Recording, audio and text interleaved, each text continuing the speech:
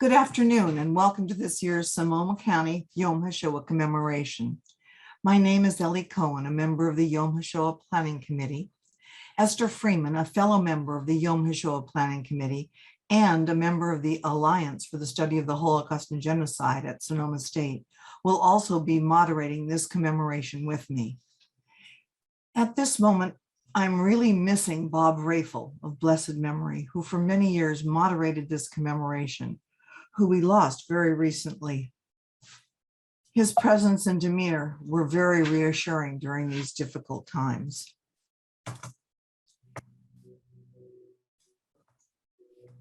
Hopefully next year we can all be together in person, but for now, we appreciate that today's technology allows us to come together on Zoom. While it may be different than prior local commemorations, we have tried to honor our traditions while ensuring the health and safety of all of our community members. Please join me in thanking Erica Wisner, the cantorial soloist at Congregation Shomrei Torah, who led the Congregation Shomrei Torah choir in that beautiful Ahava.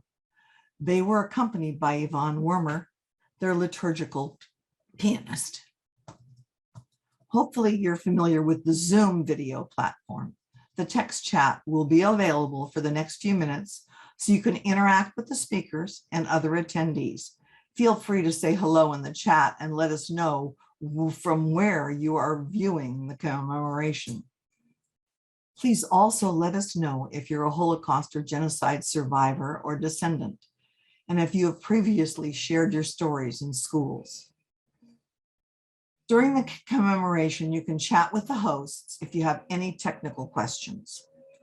The chat will reopen for everyone at the end of the commemoration to help us discuss and connect.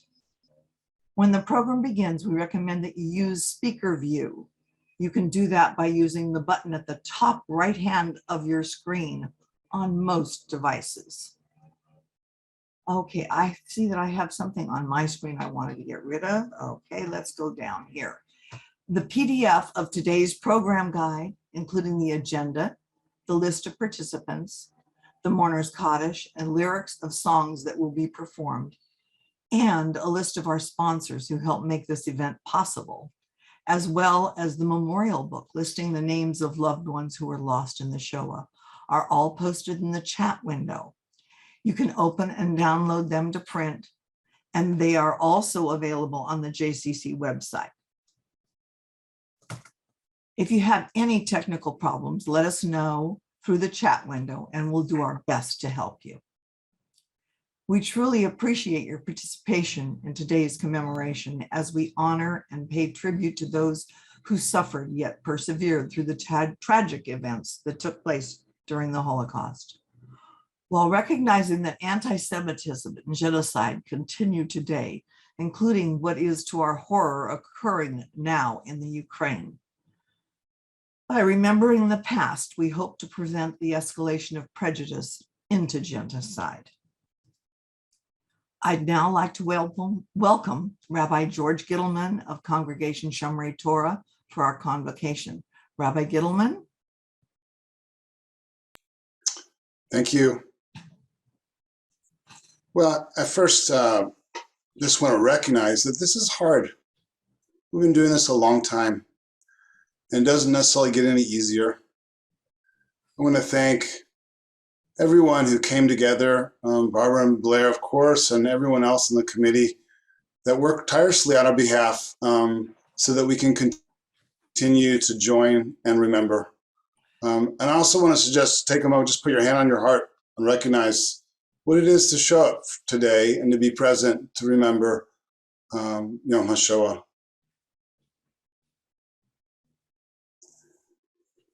The founder of Hasidism, the Baal Shem Tov, taught that there's exile in forgetting and redemption in memory. Being Jewish means remembering. When we forget who we are, where we come from, what is important to us, we're lost.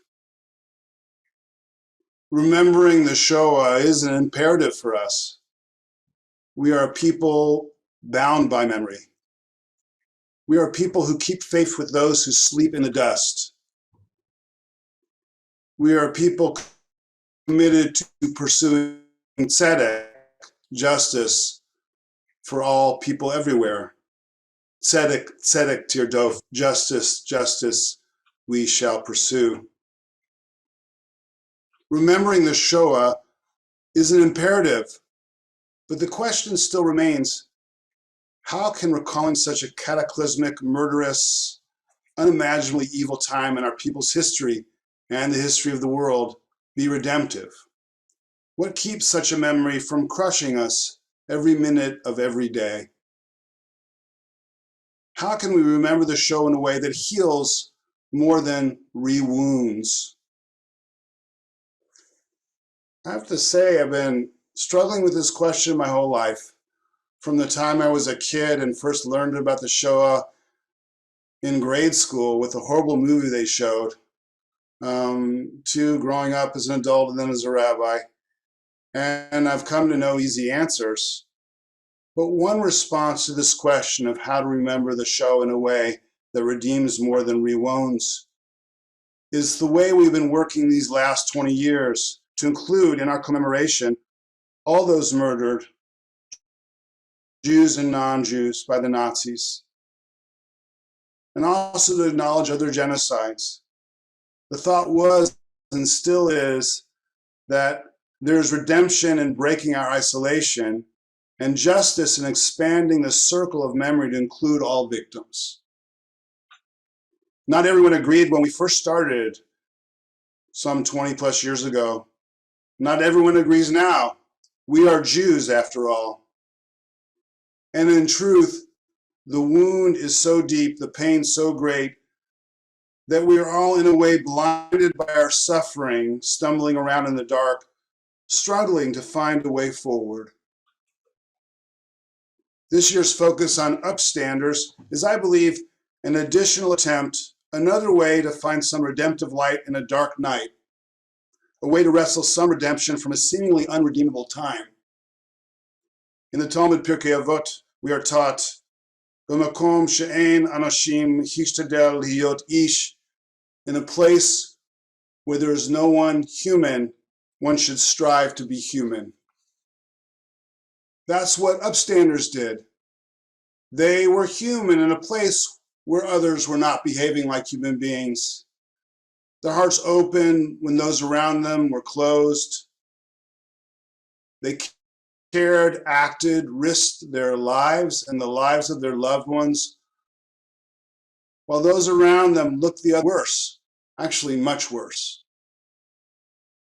In upstanders, we see hope, for they remind us of good we humans are capable of. In remembering upstanders, we also find some redemption.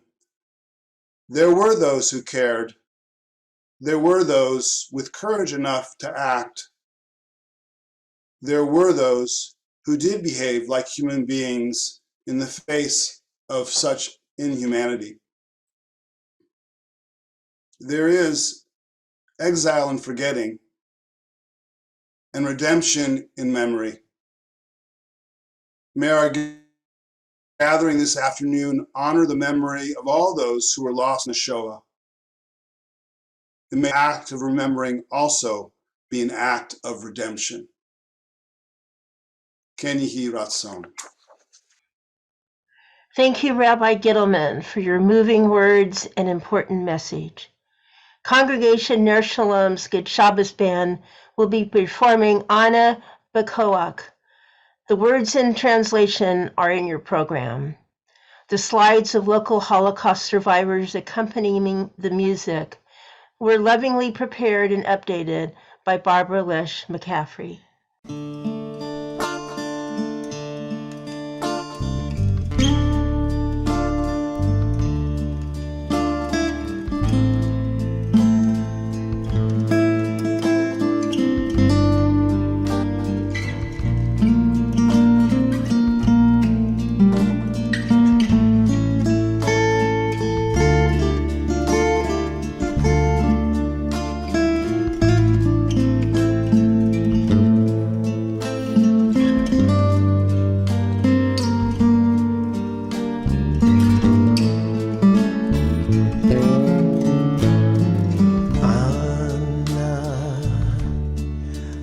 ענה בכוח גדולת ימינך תתיר צרורה קבל רינת עמך סגבנו טהרנו נורא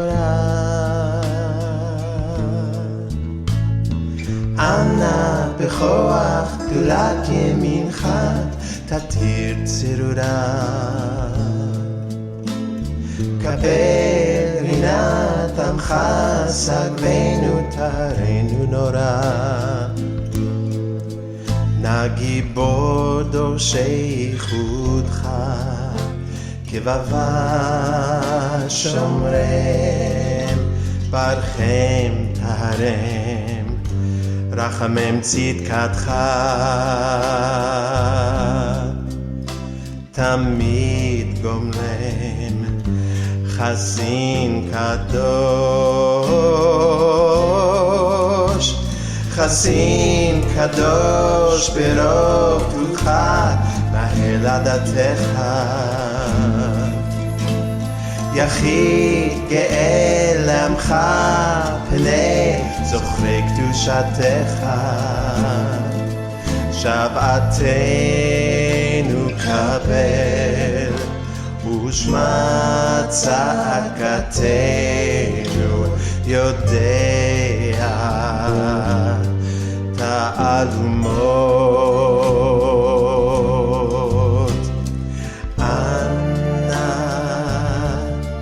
ענה בכוח גדולת ימינך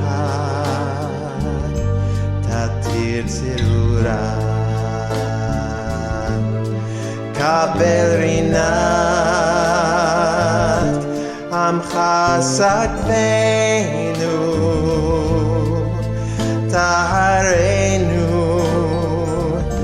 טהרנו נורא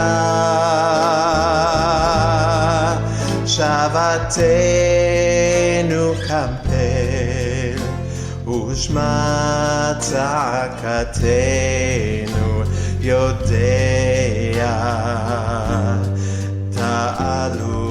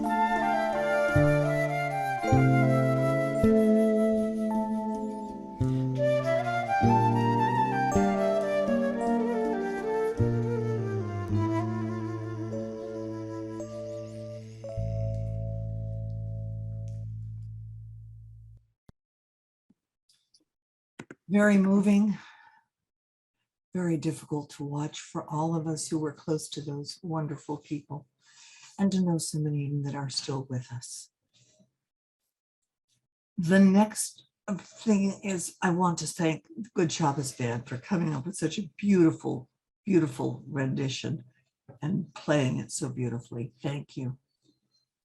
Next is our program segment of the candle lighting ceremony that honors extraordinary journeys and remembers the 6 million Jewish lives lost in the Shoah.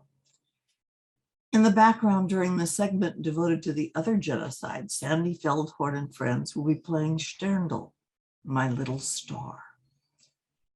Rabbi Mordecai Miller of Congregation Beth Ami will lead this ceremony. He will be followed by Congregation Ner Shalom's Good Shabbos bands Sheridan Gold on flute and Suzanne Schanbaum on guitar, sharing at the edge of a forest toward Beimbreg Funveld. The song was sung by the partisans during World War II, during their actions against the Nazis. There's a moving Yiddish version that's performed by Theodore Bickel, available online. And the song reminds me of a story told by my hairdresser, who was a Romanian immigrant. And when I told her what I was doing today, she told me about her non-Jewish grandmother, who at great risk to herself and her family, brought food every day for months to Jewish families that were hiding in the forest near her home in Romania during World War II. Talk about upstanders. We've got them. After Sheridan and Suzanne, Rabbi Ted Feldman of B'nai Israel Jewish Center will lead us in the candle lighting ceremony, recognizing other Holocaust victims, followed by a candle being lit in recognition of the other genocides. Rabbi Miller? Thank you. As I looked at the number of people who have passed on and who were members of our community at one time, it seems to me ironic that in some ways, to some small extent, we are sharing the anxiety that must have gripped their lives as they went through this experience in Nazi Germany and Europe. And so I'd like to think that as we light the candles, we light not only a candle of memory, but a candle of hope. Yom Hashoah Planning Committee member emeritus and Holocaust descendant Shelley Bauer will light the candles while we hear from the 6 survivors. A word about the 6-pointed candelabra that Shelley will be lighting. For over 60 years, we have used this menorah brought back from Israel by Samuel Jaffe, a leader of the Petaluma community, and kept safe by Shelley. And we begin the ceremony.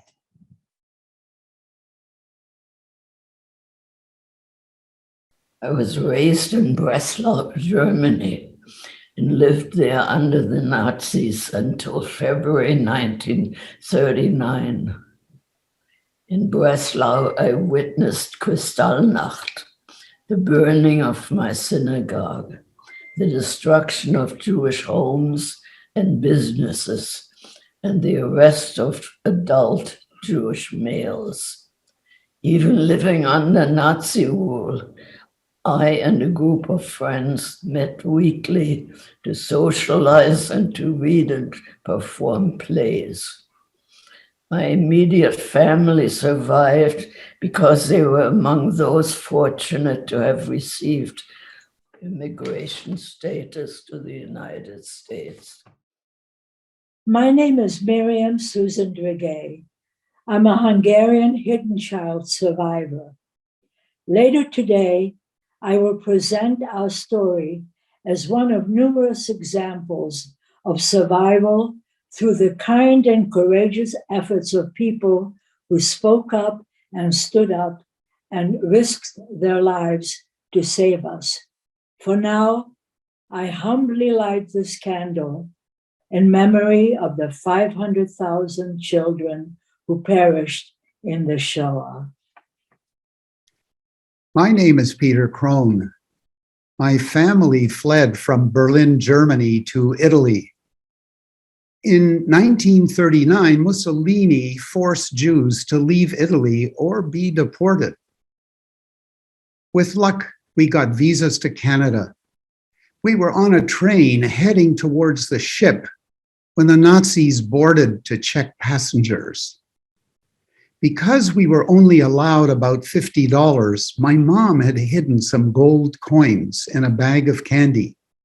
They searched our papers and belongings, looking for any reason to arrest us.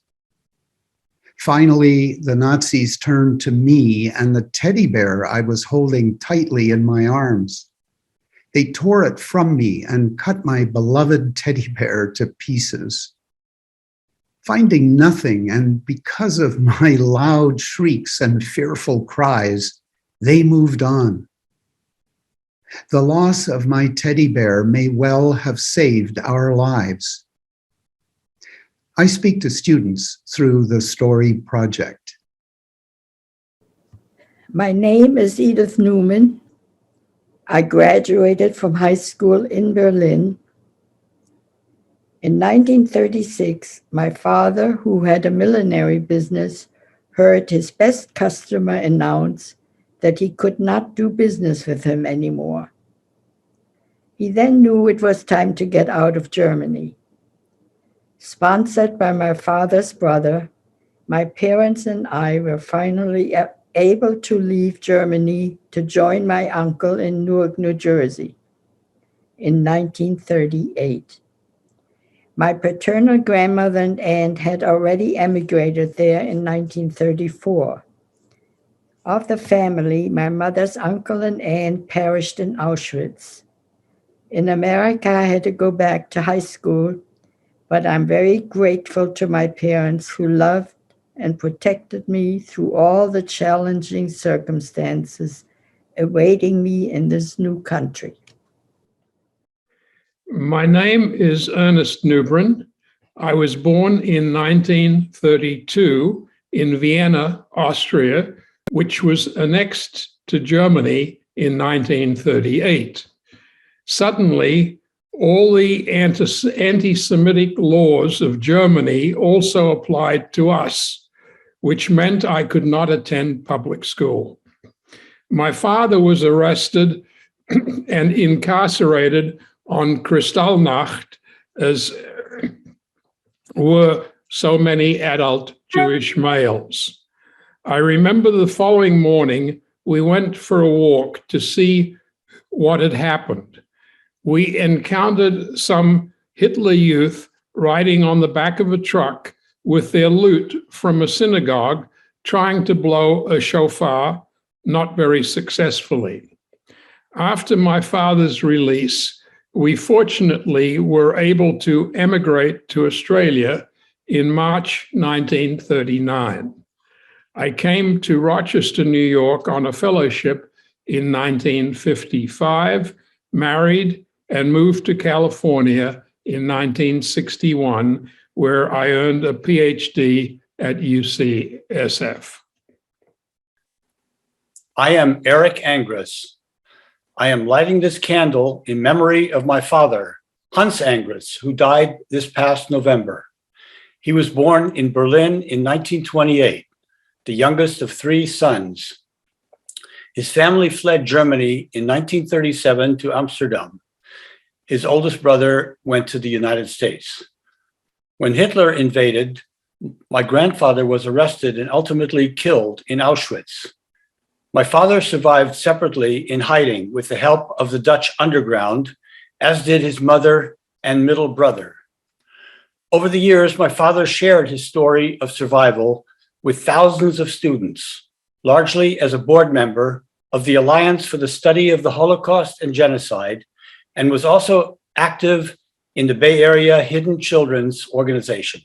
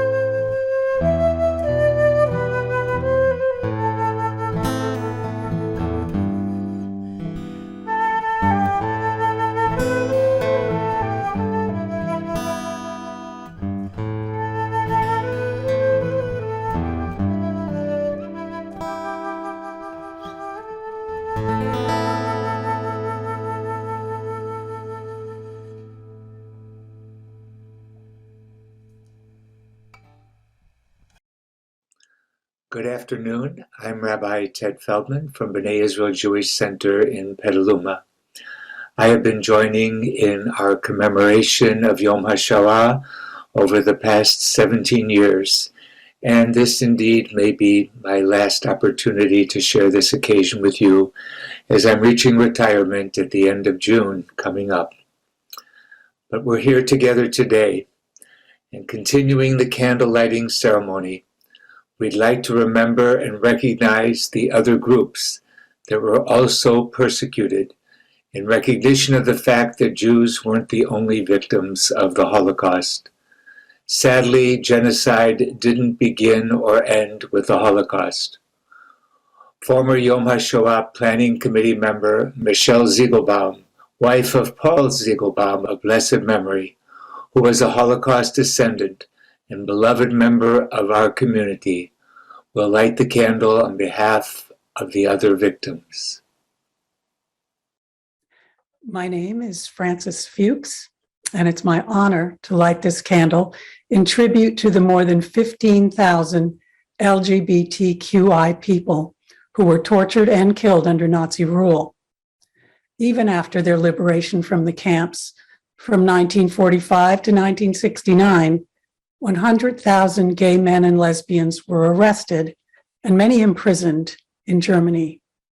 For decades, our people were excluded from Holocaust Remembrance Days. And it was only 5 years ago that pardons and compensations for these victims was achieved. Therefore, it's of extreme importance that they're honored here today. HaShoah le'olam lo shuv. Never again. My name is Elaine Snarson Leader, and I am the daughter of a refugee who lost his whole family to the Holocaust by bullets in Lithuania. I'm honored to light this candle for all who were imprisoned and died in opposition or criticizing various governments' responsibility for the Holocaust. At this time, I feel compelled to honor those who are fighting in the Ukraine, those in Myanmar, Hong Kong, and the Uyghurs in China, who are standing up for their own independence. I also want to honor Archbishop Desmond Tutu, a fearless social justice warrior. I honor all the activism of our forebears for their lives devoted to the service of others. Thank you. Hi, I'm Reverend Kathy Patton Tompkins, and I serve as a hospital chaplain here in the community and a leader in the African American community.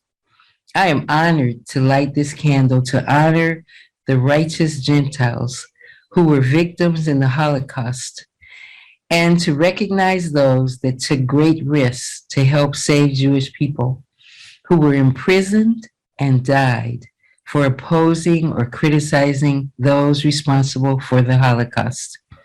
We, as people who have also been discriminated against, I feel that in these times, we must do everything to fight for justice. Let us never be afraid to speak truth to power. Shalom. My name is Judy Veneer, and I am lighting this candle in memory of the Sinti and Roma, who suffered greatly as victims of Nazi persecution and genocide. During World War II, the Nazis and their collaborators killed tens of thousands of Sinti and Roma men, women, and children across German-occupied Europe. They continue to experience much discrimination today in both Eastern and Western Europe. As a child of Holocaust survivors, I believe strongly in the need to work for a world free of hatred of other. Hi, my name is Zach Crone. As a representative of the disabled community, I'm lighting this candle for the 250,000 people who were murdered by the Nazis and the 360,000 people who were forcibly sterilized. Disabled people were one of the first groups who the Nazis tested their extermination techniques on. And in memory of the thousands of those whose lives were lost, and also those touched by genocide throughout the world, our final candle is in remembrance of all other genocides, of the Native Americans, of the Armenians, in Cambodia, in Bosnia, of the Tutsi in Rwanda, in Darfur and the Sudan, of the Yazidi in Iraq and Syria, of the Rohingya in Myanmar, of the Uyghurs in China, and in memory of the thousands of those whose lives were lost, and also those touched by genocides throughout the world. May it cease in our lifetime. To light this final candle, I call upon Christine Davidian and Yehu Mbangukira, the current co-presidents of the Alliance for the Study of the Holocaust and Genocide. I'm Christine Davidian. I am lighting this candle on behalf of all genocides. As a third-generation Armenian genocide survivor, I am honoring the 1.5 million victims of the 1915 Armenian genocide, including the majority of my grandparents' families, and for all the survivors who strive for recognition so this painful history will not continue to be denied. I am also honoring the victims of genocide against the Armenians in Artsakh in 2020 and their survivors whose existence is still threatened. I, Yehoyada Mbangukira, am lighting this candle on behalf of all genocides. As a Rwandan, I'm honoring the over 1 million victims of the 1994 genocide against the Tutsi, and for all the survivors who continue to manage through the after effects of atrocities of then. I am also recommitting myself to never again, as we commemorate each year those who lost and who continue to live under these circumstances. We condemn those who seek to deny what happened in 1994. Never again. My name is Ellen Vandenberg, and as a member of the Yom Hashoah Planning Committee, I will be introducing the centerpiece for today's program. The history of the Holocaust reveals what people are capable of when confronted with extreme brutality toward their fellow human beings. Opportunities to resist or rescue were not available to everyone, and among those who had such opportunities, many did not take them.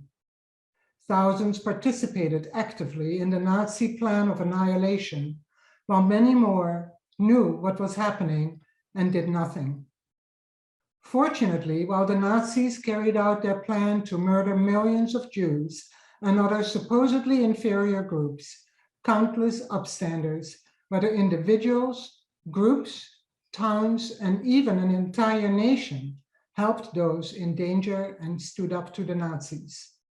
They risked their lives to assist and save Jews and the members of other targeted groups who they may or may not have known. Some were caught or betrayed to the Gestapo and sent to extermination camps and shot in front of crowds, or were missing. These upstanders knew that their actions might cost them their lives, yet it didn't stop them. For them, it was the right thing to do. The Holocaust is unique in many ways, including the effects on the survivors and their descendants. Survivors have passed those stories on to their children, who in turn have passed these stories on to the next generation. Every survivor has a story, and every story is different. Hearing the survivors and their descendants tell their stories helps us understand not just what happened from a historical perspective, but from a personal perspective as well.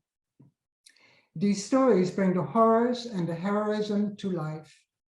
Today, Eric Angras, Sandy Feldhorn, and Miriam Drigay will speak of those who were upstanders, whose actions helped their family to survive. Sandy Feldhorn and friends will provide musical interludes between the speakers.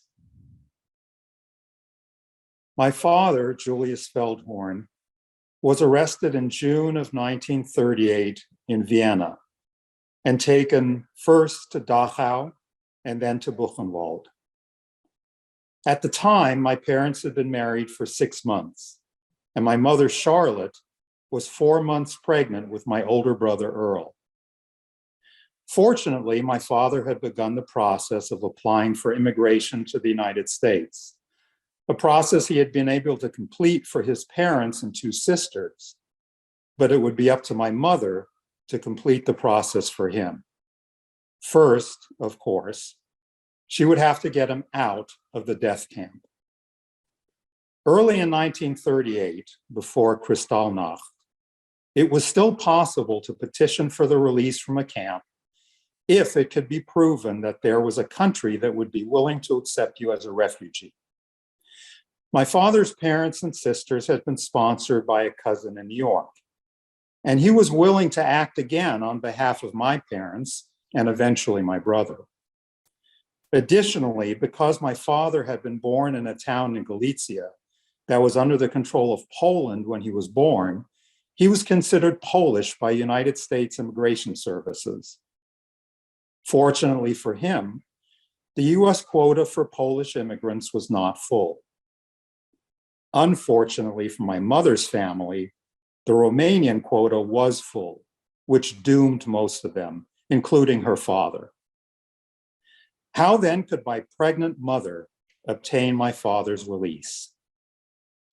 Beginning shortly after my father's arrest, my mother began daily trips to Gestapo headquarters in Berlin, a good 4-hour train trip from Vienna. There, she would beg for my father's release. Needless to say, this posed great risk. At times, Nazi soldiers would enter her train car and harass her. At Gestapo headquarters, she was sometimes treated roughly, once being pushed down the stairs in spite of being pregnant. Her friends warned her that if she did not cease these trips, she would likely also be arrested, or worse. Her response was simply, "What else can I do?" After approximately 7 months, my mother was able to convince a Gestapo official to sign my father's release, explaining as he did so that she reminded him of his daughter. After my father's release, my parents and brother immediately began the journey to the United States, arriving in New York City in February of 1939. Clearly, there was a strong likelihood that my father would not have survived the death camps, and I would not be here today without the brave actions of my mother, Charlotte Feldhorn, an upstander in every way. She passed away in December of 2016 at the age of 102. As another example, my cousin, Augusta Feldhorn, also survived because of the brave actions of upstanders. Her family had fled to Belgium in 1940 when she was almost 6. In 1942, after her father, uncle, and aunt were arrested and murdered at Auschwitz, Augusta and her mother took refuge in a convent, with her mother posing as a nun. Augusta was among 20 other Jewish children whom the nuns hid at the risk of death if they were discovered. One of the nuns even took out Augusta's tonsils rather than risk taking her to a doctor or hospital. Augusta and her mother were able to stay at the convent for 3 years until the end of the war and owe their lives to these upstanding nuns. I'm very grateful to all the upstanders who helped my family survive.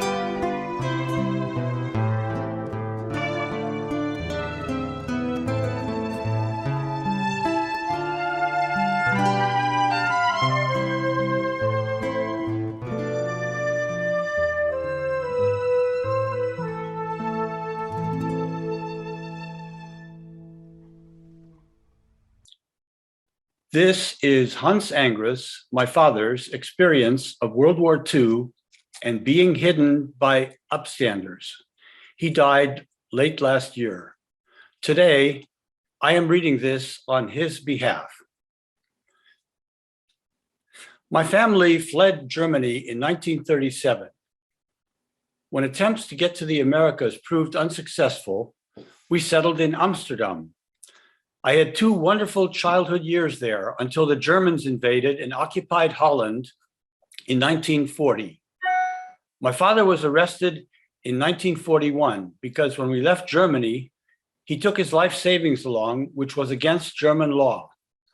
He perished in Auschwitz in 1943.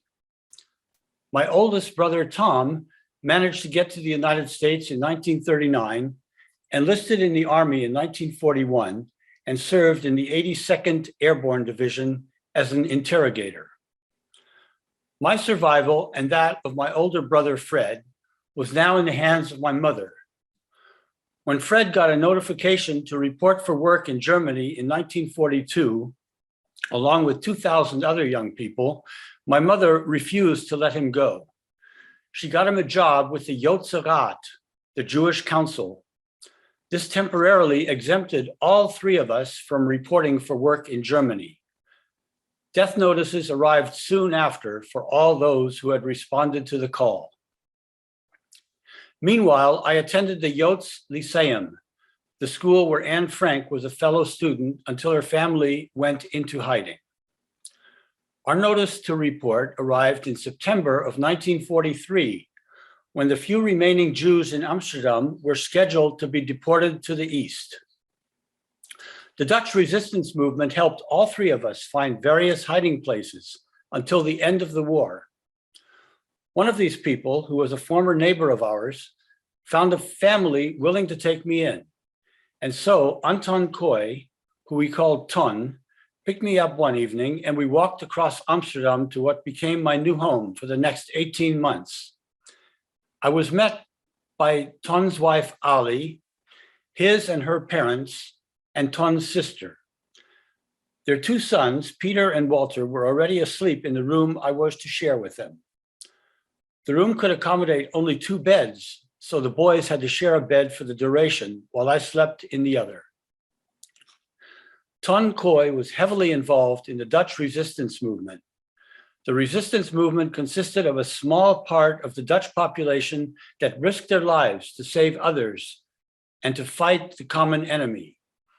The majority of the Dutch population tried to make the best of a bad situation, while another small part of the Dutch population actually became Nazis or cooperated with them for private gain. Ton had obtained a fireman's uniform from his brother, who was a retired fireman. This gave Ton the ability to be out and about 24 hours a day, not having to be constrained by the curfew. Both Ton and Ali belonged to a resistance group of young socialists led by Ali's brother, Piet. Some of the work the group performed included supplying food coupons to people in hiding, both Jews and non-Jews alike. This required raiding a distribution center for the monthly issued food and clothing coupons. These centers were guarded and they never raided the same center twice. They needed to have weapons transported across the country to carry out these raids. Each month, we got stacks of coupons that had to be distributed to other resistance organizations, of which there were many. The resistance also gathered information about German troop movements and relayed this to the Allied forces. They also tried to rescue air crews who had to bail out when their planes were disabled. Towards the end of the war, Ali and Ton allowed me to help with distributing coupons and sometimes food to other resistance workers. One time, while delivering a wheel of cheese on my way home, I ran into my former Cub Scout leader, who, I knew, had become a Nazi. What should I do?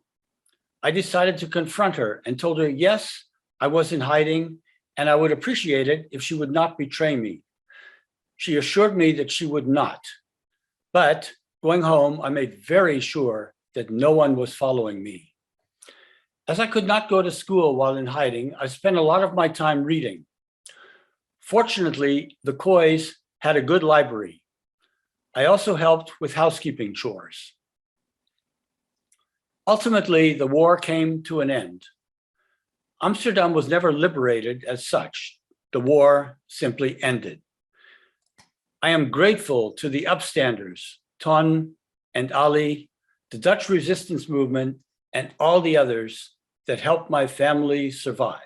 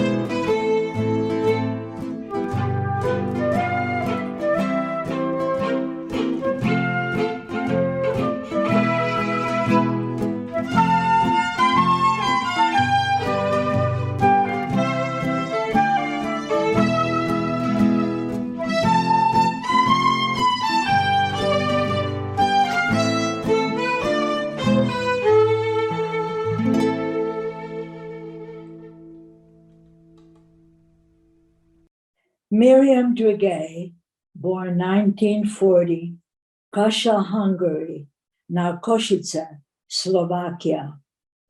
I am here today, having reached age 82, because of the many righteous people who saved us. Torture, being shot, public hanging, these were the consequences they braved to hide us during the year 1944-45. When Germany occupied Hungary on March 19, 1944, the event set our families and the lives of all Hungarian Jews on a fast track toward systematic roundups, deportations, and for 565,000 Hungarian Jews, annihilation. Dawn, early May 1944, two fascist police stormed into our home, knocking my Gentile father to his knees. They ordered my mother to get herself, my infant brother, and me, age 4, to make ready to leave. Having barely thrown together the meager allowed necessities, we were shoved downstairs and outside into a packed truck. The truck whisked us to the town brickyard, that served as the ghetto and gateway to Auschwitz. Already there from an earlier roundup were my grandparents, 3 aunts and uncle and their spouses, and 4 teenage cousins. Shortly to be shipped to Auschwitz, of this family, only 1 young cousin made it back. Despite desperate pleading from her parents and siblings to stay and keep the family together, my mother and father on the outside were frantically searching for ways for us to escape the ghetto and the transports. At this late date, 1944, my mother's family still believed that they were going to Poland to work on agricultural land and that the family would be kept together. On the outside, in his search, my father connected with 3 other Gentile spouses, all women, who shared support and information to help their Jewish spouses and children. My father also heard rumors of a sympathetic camp doctor, Dr. Rona Isidore, who eventually signed my mother and feverish infant brother into the packed camp infirmary. The infirmary served also as a protected barrack for the privileged and those able to bribe the fascist guards to delay and hopefully avoid the transports. As I wasn't admitted, my mother had asked a kind woman to look after me. Nevertheless, the next dawn, my mother found me alone, scavenging through a mound of garbage. Soon my mother heard rumors that the last transport would leave June 3rd, with everyone going. Ironically, my baby brother's fever again came to the rescue. On May 29th, Dr. Isidore released my mother and baby brother to the town hospital. After a scary 2-day delay, we were finally able to slip out of the ghetto, not to the town hospital, but into hiding. Outside, my father had already lined up 2 Gentile families in the countryside, each hide my brother and me. For my mother, he found a Hungarian soldier to hide her in his private room, where he rarely stayed, so that his comings and goings to see to her needs would not arouse suspicion. My father also dropped out of sight of the fascist authorities. We remained in hiding, moving during the night from one place to the next until the Russian army invaded Hungary in March 1945. In August 1946, we made our way to the displaced persons camps in the American zone, Bavaria, Germany. During the 5 years in the DP camps, I spent a year in a children's sanitarium recovering from tuberculosis. Also during this time, my father suffered severe illnesses. My mother, she never recovered from various degrees of depression that lasted until her death at age 91. Today, at this Yom HaShoah, I want to express my deep gratitude to Dr. Isidore and the many other kind people who risked their lives so that I and my family might live. We are grateful to these 3 remarkable individuals for sharing their heartbreaking experiences with us, so that we and future generations will never forget the tragedy of the Shoah and the actions of those who spoke up and stood up to save those who were in harm's way. As the time passes, it is so important that the stories, both tragic and inspiring, continue to be told. It is one way in which the Holocaust shall be remembered, and also to remind us that humanity can persist even during one of the darkest moments in history.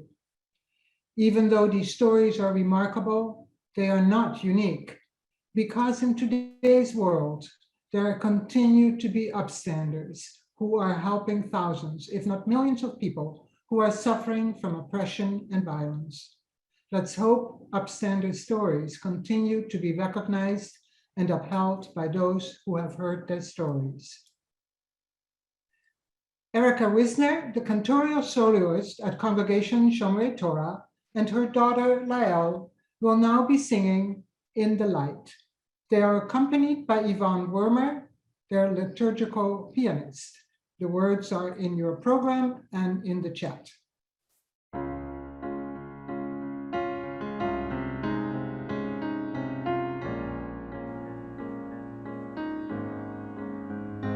Be the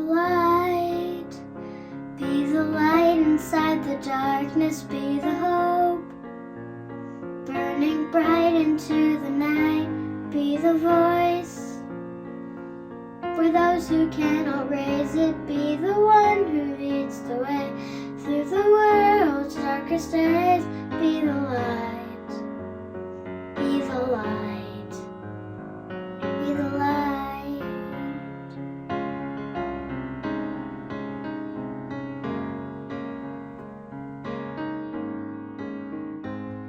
When days feel long and all that's left inside you are darkest days, reach for the light to guide you.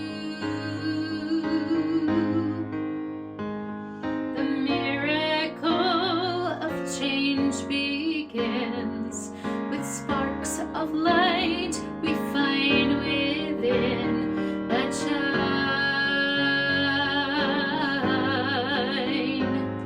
If we come close together, we will see a people strong, a shared humanity,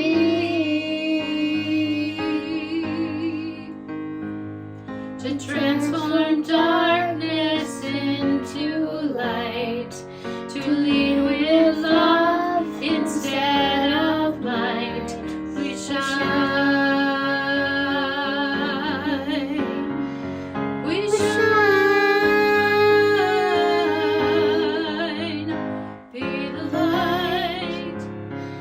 the light inside the darkness, be the hope, burning bright into the night, be the voice, for those who cannot raise it, be the one who leads the way, through the world's darkest days, be the light, be the light, be the light.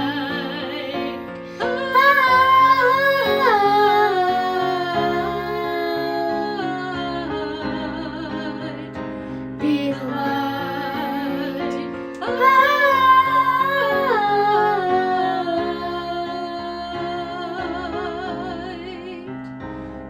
the light, be the light,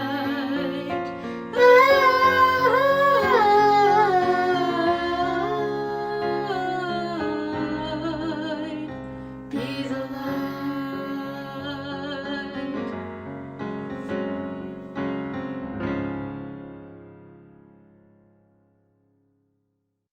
Thank you, Erica, Lael, and Yvonne. My name is Barbara Lesh McCaffrey. I'm the co-chair of this committee and the past president of the Alliance for the Study of the Holocaust and Genocide. Please join me in honoring and acknowledging the fact that many of those lighting candles and speaking during today's program have been sharing their stories in local, middle, and high schools through the Alliance for the Study of the Holocaust and Genocides Education Committee and the Story Project of Sonoma County. We are truly indebted to Suzanne Batzdorf, Shelley Bauer, Christine Davidian, Esther Freeman, Sandy Feldhorn, Elaine Leader, Peter Krohn, Ellen Vandenberg, and many others, both present and past, for sharing their stories and helping to counter intolerance in our community. It is our tradition to remember any Holocaust survivors in our community who have died since the last Yom Hashoah Commemoration. This year, we remember Dina Dasberg Angres, who was born in Amsterdam, the Netherlands, in 1928, and was 11 years old when the Germans invaded Holland. About a year into the occupation, they started picking up Jewish people and sending them to concentration camps. Her family was able to hold out for a while because her father was needed as a physician. When that came to an end, they went into hiding separately. Dina stayed for a year and a half with a lovely couple and their 2 young children.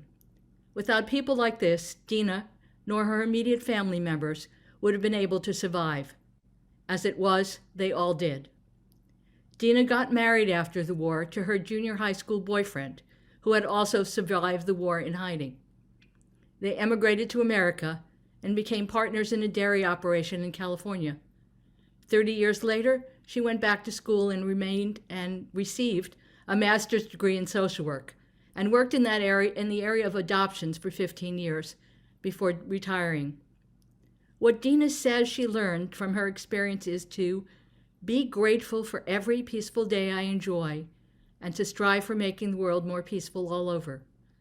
To accomplish that, one has to elect the right kind of people, so vote everyone, and have an educational system that encourages youngsters to be open and non-judgmental so that they're able to stand up for their rights and those of others. Dina died on December 6th, 2020. We also remember Hans Angres, who fled with his family from Germany in 1937. When attempts to get the Americas proved unsuccessful, they settled in Amsterdam, the Netherlands. He had 2 wonderful childhood years there until the Germans invaded and occupied Holland. His father was arrested in 1941 and perished in Auschwitz in 1943. As Eric noted, his oldest brother, Werner Tom, managed to get to the United States and enlisted in the Army and became one of the Ritchie boys. We'll explain a bit more about that later. Hans's survival and that of his older brother, Fred, was in the hands of his mother. And I think Eric has also shared with you Hans's story, but we are also very privileged to have members of the Cooey family with us today to share in this remembrance, and our enormous gratitude to their role in saving our beloved friend Hans and allowing him to speak so eloquently to so many thousands of young people. Hans was active member of the board of the Alliance for the Study of the Holocaust and Genocide, and the Alliance is completing the editing of a film based on his presentations and is also creating an award for students in the Holocaust and Genocide lecture series at Sonoma State in his honor. Hans's advice to people who may find themselves endangered by discrimination was to be realistic, assess the danger, and figure out a way that may save you, just as his mother did. He said that too many of my fellow Jews at the time, for much too long, refused to recognize the danger they were in until it was too late. Also, don't take democracy for granted. It's fragile. Remember, Hitler was elected and shortly after declared a state of emergency that was never lifted and gave him his dictatorial powers. Stay politically informed and involved and exercise your right to vote. Hans died on November 10th, 2021. We also remember Alfred Batzdorf, who was born in Germany, where he lived until November 1938. He was one of the first on the Kindertransport and arrived in England in December 1938 and then immigrated to the United States in June 1940. Al found work as a toolmaker, and after 2 years' service in the Navy, he studied engineering using the GI Bill of Rights, and that led to a career in mechanical engineering. In 1941, he married Suzanne Bilberstein, whom he had known since they were teens. In 1982, after retiring, they came to California to be close to their brothers and their sons. Al attributes his survival during that period of persecution to Jews and non-Jews alike who at great risk extended themselves, as well as to his deep conviction to keep his wits about him at all times and never give up.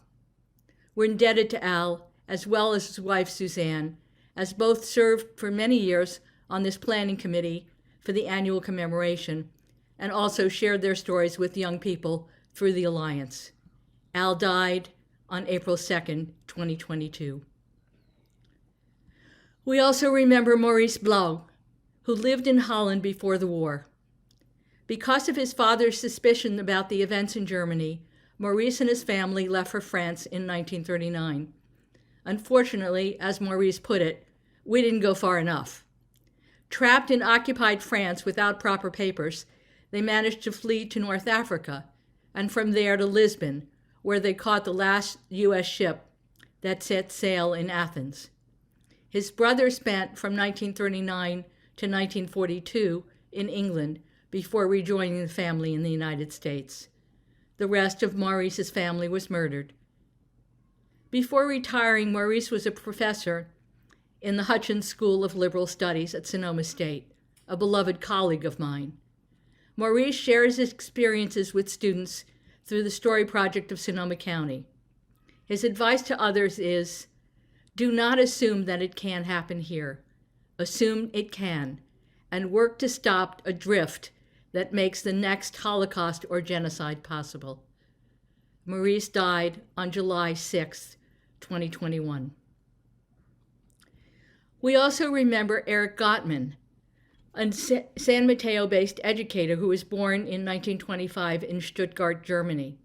His family fled Nazi Germany when he was 9, spent a year in Switzerland, and then came to France, where he spent his teens.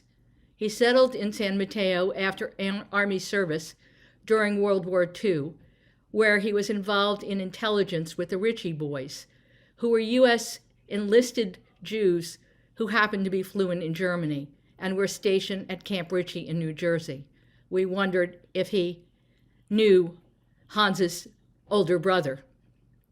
And from 1945 to 1946 in Germany, he assisted with the process of democratization.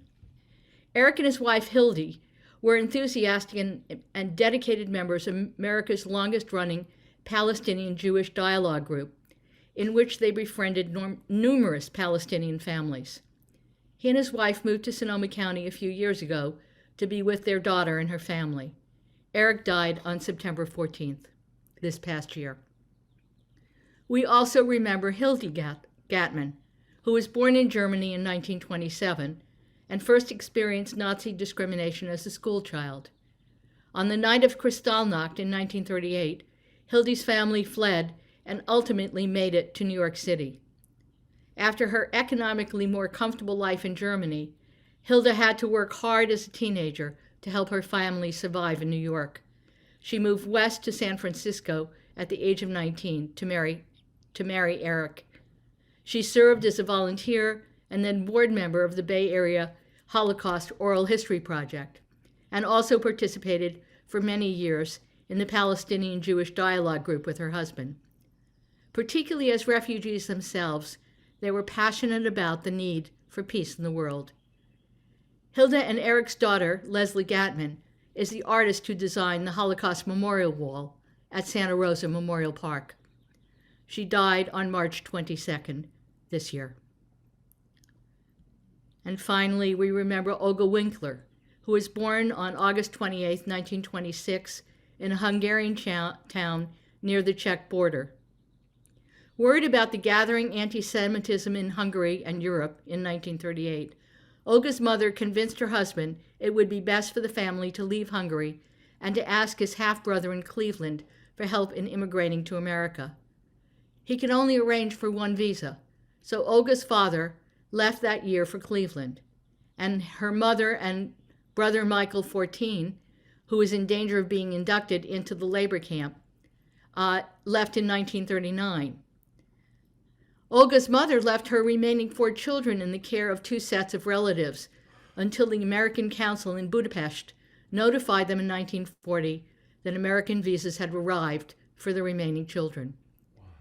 Armed with medication for 9-year-old Teddy, who had scarlet fever, the 4 children, aged 4 to 16, boarded a train in Genoa during a raging snowstorm. Once there, they were informed that they could not board the ship as they were underage and without a guardian. Their older sister, Elizabeth, stood at the entrance, pleading with people until finally a young Hungarian couple agreed to sign for them. Upon their arrival, they were reunited with their parents and older brother. In 1946, Olga married Oliver Burton Winkler.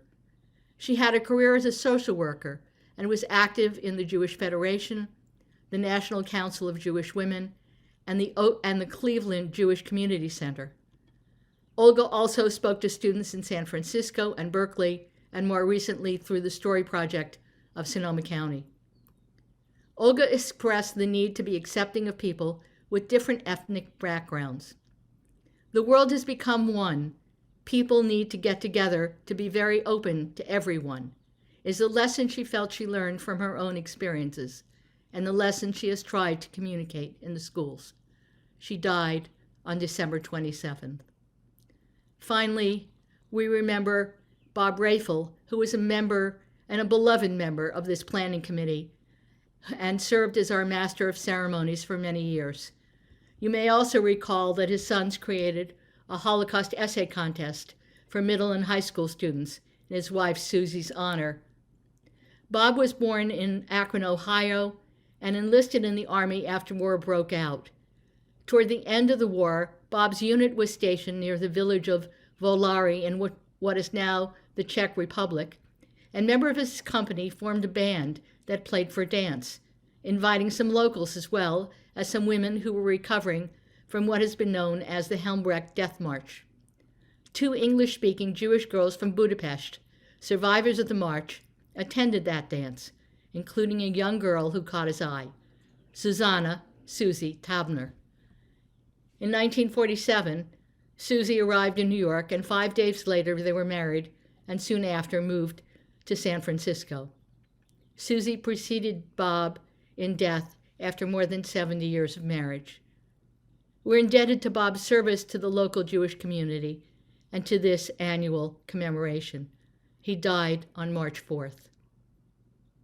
May their memories be a blessing for all those whose lives their stories touched. Our longtime friend and the cantorial soloist at Petaluma's B'nai Israel Jewish Center, Freddie Bloom, will open the concluding portion of our program by setting the spiritual mood to help us remember our loved ones and all of those who live in our hearts. We begin with the traditional Yiddish version of Eli, Eli, and Rabbi Erwin Keller of Congregation Ner Shalom will chant the El Malei Rachakamim. If you are able, we ask you to stand or rise to your attention for El Malei Rachamim. You will find the words in the program and in the chat. Eli, Eli, lama hazavtoni. Eli, Eli, lama hazavtoni. In Feuer, in Flamm, hat man uns gebrennt und uchigeral gemacht, und Schand und Spott. Doch abzuwenden hat keiner nicht gekannt, von dir, mein Gott, mit deiner heilige Teure und mit dein Gebot. Eli, Eli, lama sabachthani. Eli, Eli, lama sabachthani. Tag und Nacht nur ich tracht von mein Gott, ihn hat mit Meure uns dein Teure, dein Gebot. Rette mir von Gefahr, wer amol, du bist unwesend Saal. Herr, mein Gebet, mein Gewehen, helfen kannst du, nur du allein. Shema Israel, Adonai Eloheinu, Adonai Echad.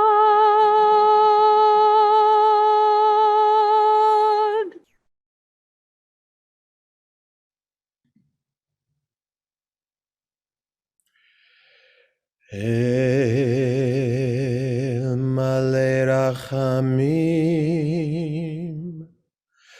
shochen bamromim, hamtze menucha nechona, tachat kanfe hashchina, במעלות קדושים וטהורים, כזוהר הרקיע, מזהירים, לנשמות יקירנו קדושנו, שנספו בשואה, בגן עדן תהא מנוחתם. אנא בעל הרחמים,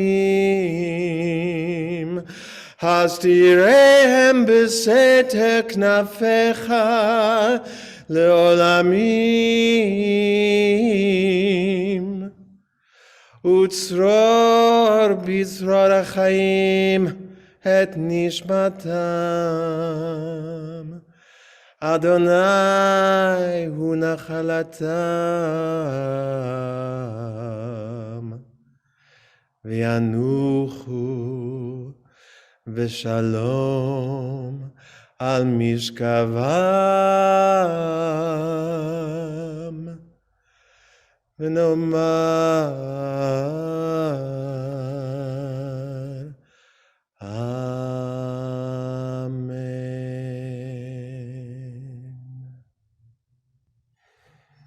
Amen. Thank you, Rabbi Keller. Thank you very much, Freddie Bloom, for those beautiful renditions of our traditional prayers. Truly to set the mood for where we are today. Reb Judith Goldman will now lead us in the Mourner's Kaddish and offer a benediction. You can find the words to the Kaddish in the program and in the chat. Reb Goldman. The Kaddish prayer is a Jewish prayer at times of mourning. Even though we say it at times when we are full of grief, it celebrates our possibilities of standing in joy and in light. Some lines of the Kaddish are especially relevant to us today as we try to be present with the Shoah, as we grieve the loss of millions of parents and children, poets, small business people, large business people, our community of human beings, killed, murdered in a time of unfounded hatred. As we pray for them and honor them, we try to find our ways to speak up and stand in our strength and send them our love. We'll be saying the Kaddish in its original Aramaic, but I wanted to translate a couple of lines for you into English, for those of you who aren't familiar with this prayer. May the prayers and supplications of the entire family of human beings be accepted before the source of divinity, and we say, Amen. May the source of peace in the heights cause peace for us and for all human beings, and we say, Amen. Please rise if you are able.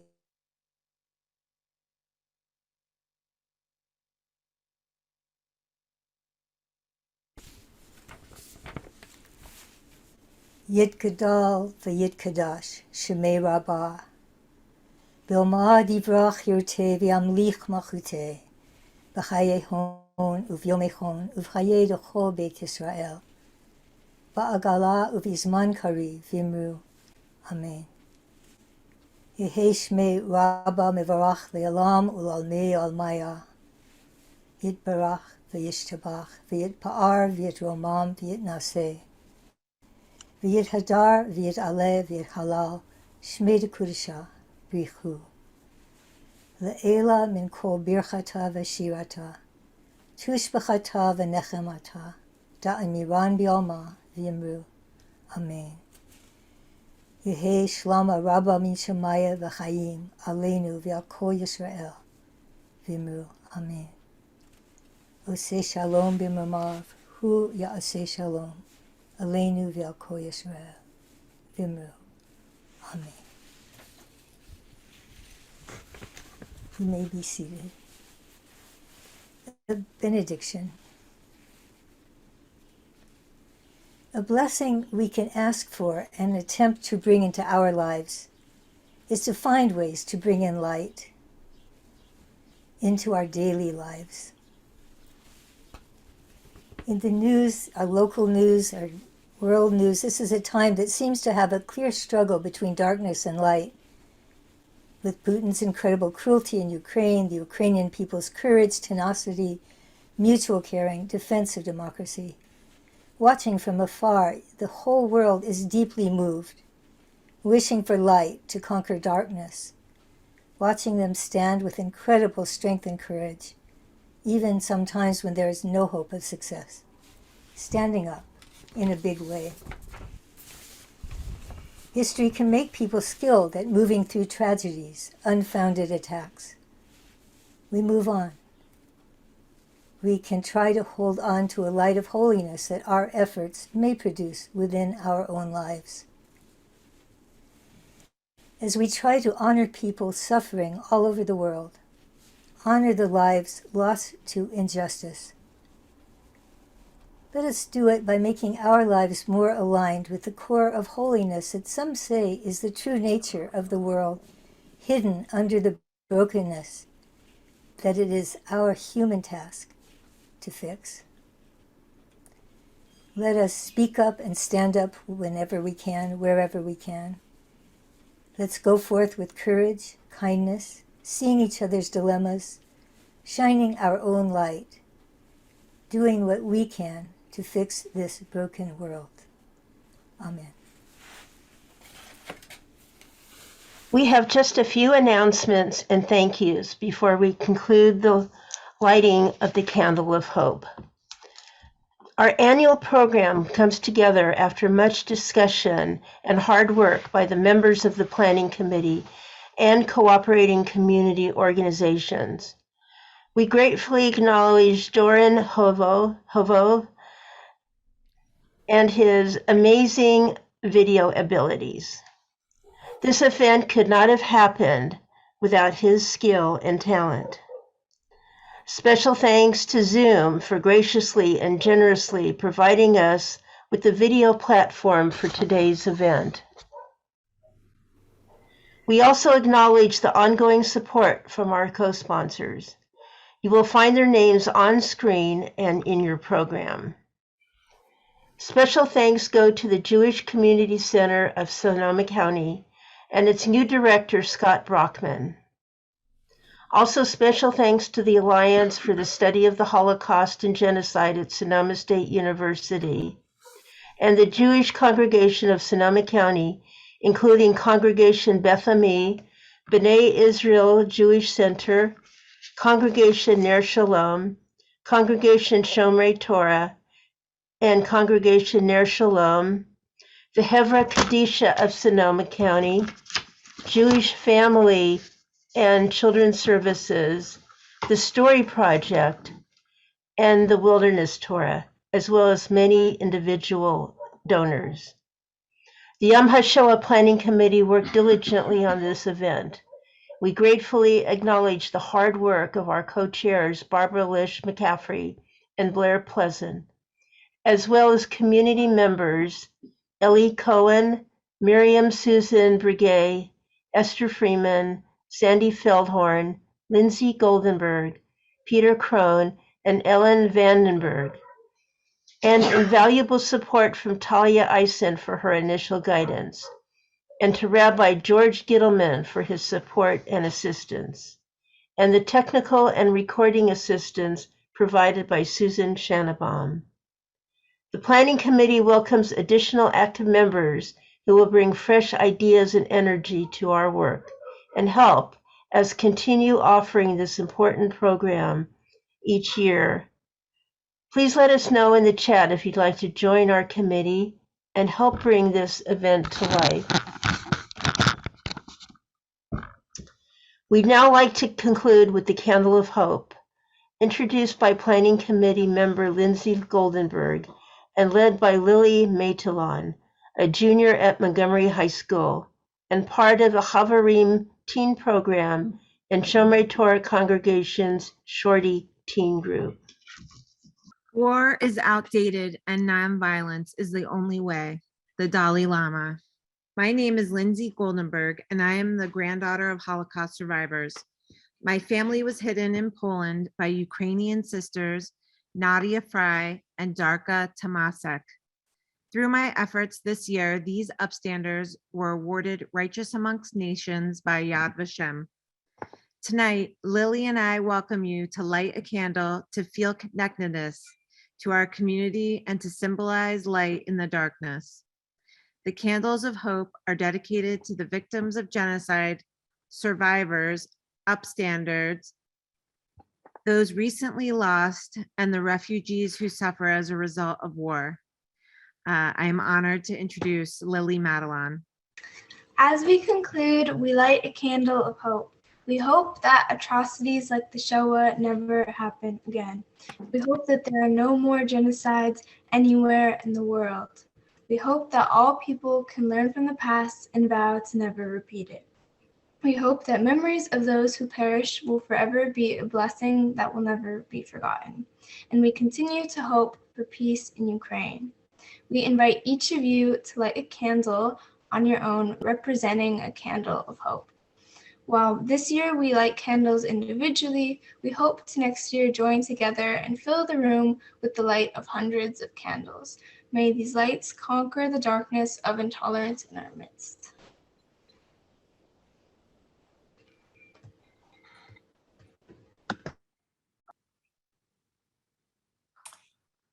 Thank you, Lily and Lindsay, and thank you to all who joined us today to make this program so meaningful.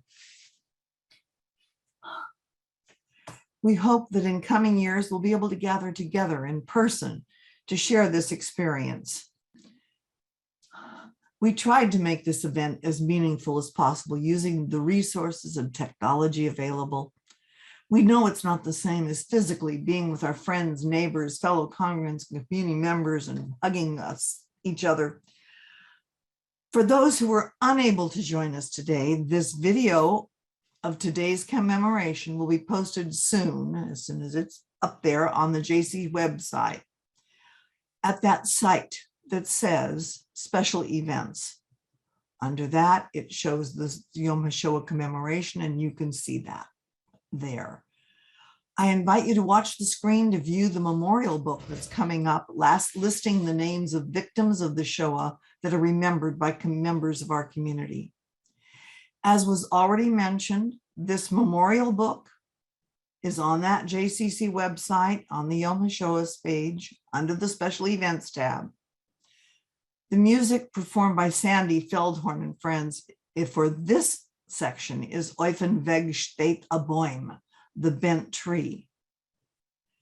And before we continue, I want to take this opportunity to thank all of us on the committee, especially Barbara and Blair, our co-chairs who worked so very hard, and especially Barbara, who's now the past co-chair of the Alliance for the Study of the Holocaust and Genocide at Sonoma State, for all that she did for this event and for our survivor community over the years.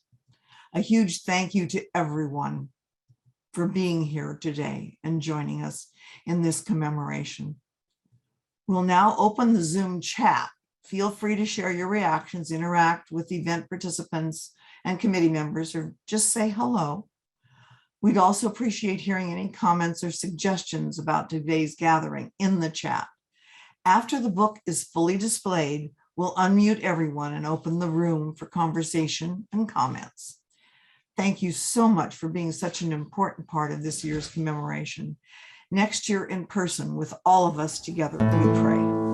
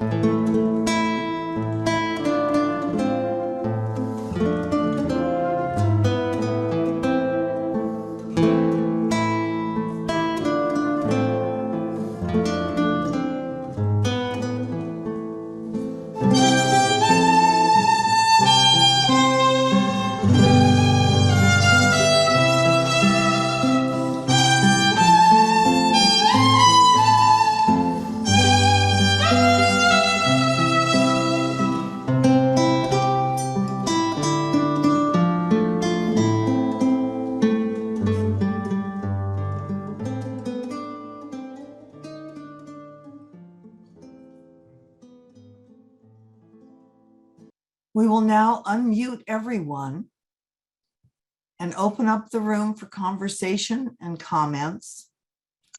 Please raise your hand or use the hand emoji, and Barbara will call on you to speak.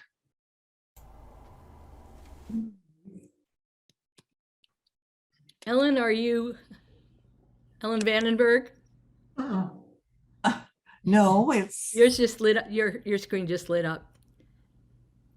it's okay. I was saying everyone is now unmuted and the room is open for conversation and comments, and raise your hand so Barbara can call on you to speak. Renee.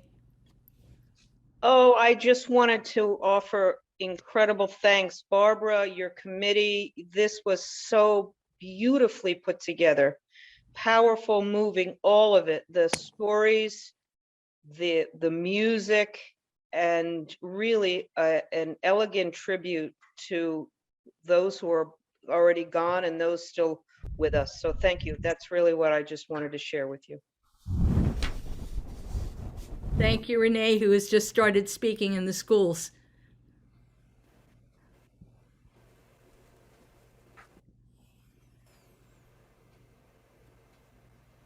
Jump in if you'd like to say something. Well, I just want to thank Barbara again for her incredible hard work, all the details that are behind the scenes that people don't realize. And thank you, Barbara. You just are amazing. And all the last minute details that Blair covered as well, as we were both using our eyes to their best advantage, making sure everything was put together for tonight. Thank you, everyone, and please don't see this as an opportunity to be involved in unending detail. This event is so powerful and so worth every bit of our energies, and I hope a few more of you will join us, because we really need a couple more hands, particularly if next year we're going to be doing it both live and on something like a Zoom platform, so we continue to make it available. And I just want to acknowledge how many of you are here who are not directly members of our own community in Sonoma County. And we're grateful to have you with us, and hopefully that will continue.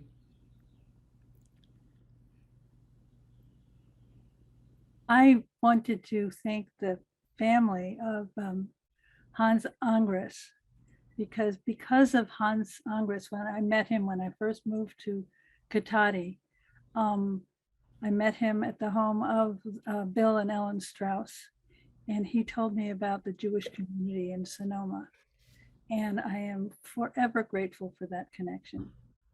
So, and it was a beautiful program. I was absolutely honored to be with it. Thank you.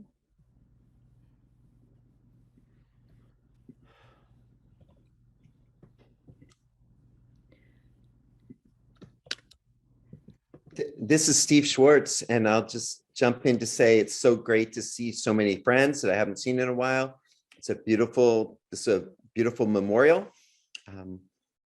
Some of you know that I am running for state assembly, and I'm sharing broadly that I'm the son of an Auschwitz survivor.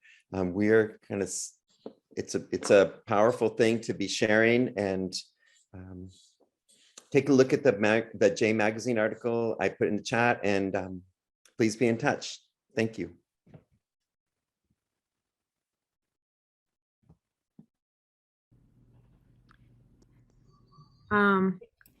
I guess I just would like to say thank you to everyone.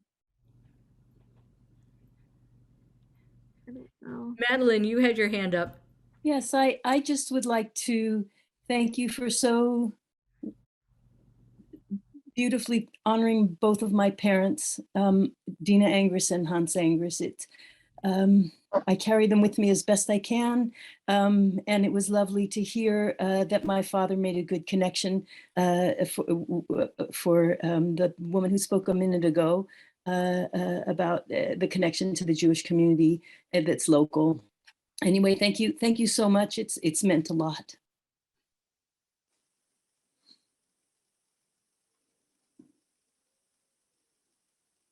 We're also open to any recommendations you may have for our program for next year. We'll be sending all of you an email if we know who you are, and ask for your feedback and your ideas. We couldn't do this without the committee, without the support this year from the new JCC director, Scott Brockman, from our local rabbis, from all of the musicians, to committee member Sandy Feldhorn, who put together that amazing trio in response to a request for more Yiddish music. But know that we always are looking for ways of making this annual commemoration meaningful for our community. And I'm so grateful that we have pulled our community together into a Sonoma County commemoration and are working so well and so collaboratively. And hopefully next year in person. Next year in Santa Rosa. Tish, will you That means come you down too, for Tish. it? You know, I don't know. We'll see. I had hoped to come for Evelyn's 100th birthday, but that's not happening either. So we'll see. I live in Washington now, for people who wondered what that was about. But it was wonderful that you had it on Zoom. It was very, very moving. I think actually this is probably the most moving presentation of Yom HaShoah I've ever been to in the 20 some odd years I've been coming. And I don't know why that is particularly, but I particularly like the inclusiveness of the other genocides and the other survivors. And hearing the stories, I've known Miriam for years, but I only knew she was a hidden child, but I never knew the rest of the story. And I did not know that Maury Blaug had died. He was one of my professors at Hutchins, and I didn't get the notice from the school. So I was saddened by that, but may his memory forever be a blessing. He was a great professor. Thank you, Tish. We miss you. Miss you, Blair, but I love to see your travels. Hi, it's Lisa here. I just want to say thank you so much. It's just such a blessing to have known so many of the people that came on the screen. And the way that everyone embraces each other to support each other in and being the very best we can be for each other. And I just love you so much, Barb. We go back so far. It was amazing to know your folks, and Henry and Paul, you know, at the synagogue. It's just a blessing to be here. Thank you so much. Thanks, Lisa.